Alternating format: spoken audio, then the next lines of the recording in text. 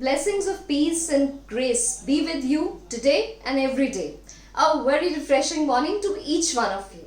Today again I'm here in front of you to carry on with part 3 of chapter The Cold War Era from the book The World Politics. Herein we'll specifically discuss the new international economic order. This order had been a policy that was signed purposely to keep peace and harmony in the entire nation. Why? Because the world had got divided into two superpower blocks. Moving on to our next slide. The non-alignment countries were more than merely meditators during the Cold War. The challenge for most of the non-aligned countries, a majority of them were categorized as least developed countries, with LDCs, that is with low per capita income, was to be more developed economically and lift their people out of poverty. So a significant development of the new international economic order was to lift the LDCs, that is the countries with low per capita income. The United Nations Conference on Trade and Development brought out a report in 1972 entitled Towards the New Trade Policy for Development. The report proposed a reform for global trading system also. Moving on to our next slide.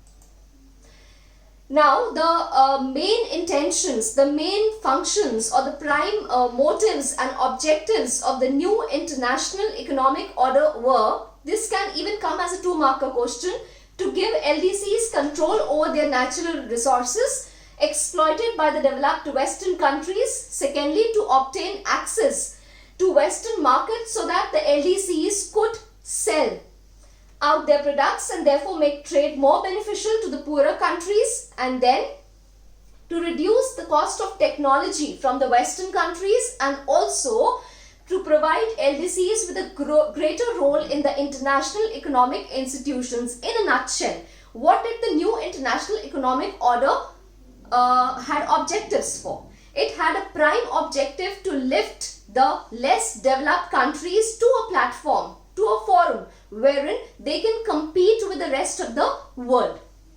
Gradually, the nature of non-alignment changed to give great influence to economic issues. In 1961, the first summit at Belgrade, economic issues had been very important. That means its prime motive was to deal with the finance of the world, the finance of the less developed countries. By the mid-1970s, they had become most important issues, and as a result, NAM became an economic pressure group. By the late 1980s, however, the NIEO initiative had faded, mainly because of the stiff opposition from the developed countries who acted as a united group, and while the non-alignment countries struggled to maintain their unity in the face of their opposition. So moving on to our next slide. India and the Cold War. This is the most probably the last topic because for this video, and after that we'll take a very small topic which I'll mingle with our next video. So India and the Cold War. This is quite very important to know the position of India during the Cold War. Why? Because it did not join any of the power blocks. As a leader of NAM, India's response to the ongoing Cold War was twofold. One, at one level, it took a particular care in staying away from the two alliances, that is, it did not join any of the superpowers, any of the camps. Secondly, it raised its voice against the newly decolonized countries becoming part of these alliances. Moving on to our next point. India's policy was neither negative nor passive. That means it did not remain neutral by not being itself away from the world politics, but it did not join any of the superpower blocks. It did give its advice, it did help the other countries, and mainly those countries which had been under the colonial rule, by encouraging them to come out of the colonial rule and become an independent nation. As Nehru reminded the world that non-alignment was not a policy of fleeing away. That means not like running away from the world politics. It meant that it did stand there, but it did not just join any of the super blocks. On the contrary, India was in favor of actively intervening in the world affairs to soften the Cold War rivalries. That means to pacify the tensions between the two countries. India tried to reduce the differences and between the alliances and thereby prevent differences from escalating into a full-scale war. That means it had two prime motives. First, India did not join any of the superpower blocs. Secondly, it also encouraged the countries which were under the colonial rule to come out of the colonial rule and become independent nations. At the same time, it did not mean fleeing away from the world politics. It remained neutral in a way that it did give advices to other countries, it did help them financially, it did share knowledge, and all the things were going on, but it did not seek its you can say harbor at any of the superpowers. Moving on to the next slide. It is important to remember that India chose to involve other members of the non-alignment group in this mission. That means India became its frontier member.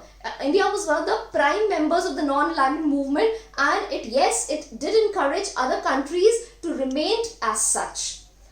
India repeatedly tried to activate those regional and international organizations which were not a part of the alliance led by US and USSR.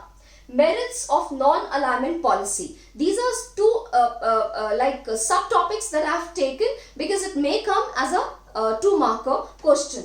Merits of a non-alignment policy were as follows. A non-alignment posture also served India's interests very directly in two ways. One, firstly, non-alignment allowed India to take international decisions and stances that serve its interest rather than the interest of the superpowers and its allies. That means because it was not dependent on USSR or USA, and that is why it was independent in taking its decisions. Secondly, India was often able to balance one superpower against the other. If India felt ignored or unduly pressurized by any of the superpowers, then it remained aloof from those political affairs. We'll move on to the next slide. Demerits of non-alignment policy. This is probably the last slide for today, and there is a very small topic that is left which I'll cover in the upcoming videos. Demerits of non-alignment policy. India's policy of non-alignment was criticized on a number of counts. We'll see how. One, India's non-alignment was said to be unprincipled. That means it was not formally, you can say, documented. In the name of pursuing its national interests, India, it was said, often refused to take a firm stand on crucial international issues. That means at times, India was blamed that though it is trying to pacify the tensions between the two superpowers, but in fact it was incapable, or at times it was very casual in not taking any important stand on the international matters. Secondly, it is suggested that India was inconsistent and took contradictory postures. Having criticized for joining alliances, India signed the Treaty of Friendship in August 1971 with USSR for 20 years. So till now we have studied, students, that how with the emergence of the two superpower blocs, the non-alignment policy came into being and India became its frontier members. India did not join any of the super blocs, and it also influenced other countries not to join those superpower blocs, and these were the countries which were mainly under the colonial rule. Then we also studied in this video that what were the merits of not joining any of the superpower blocs and what were the demerits. That means on which points India was criticized for not joining any of the superpowers. Now students, when we talk about this chapter in detail, we have almost covered the chapter. There are small topics left which I'll be coming up with in the next videos. Apart from that, there will be a special video on the Cuban Missile Crisis, and again there will be a video on the picture compositions of this chapter, what we call as caricatures. So that I'll take all together as a separate part. I hope that you are revising your lessons. For any of the queries, for any of the difficulties, feel free to contact me via WhatsApp, or you can mail me, or you can ask me by calling me at any of the day hours. Thank you so much. Stay tuned. Stay well.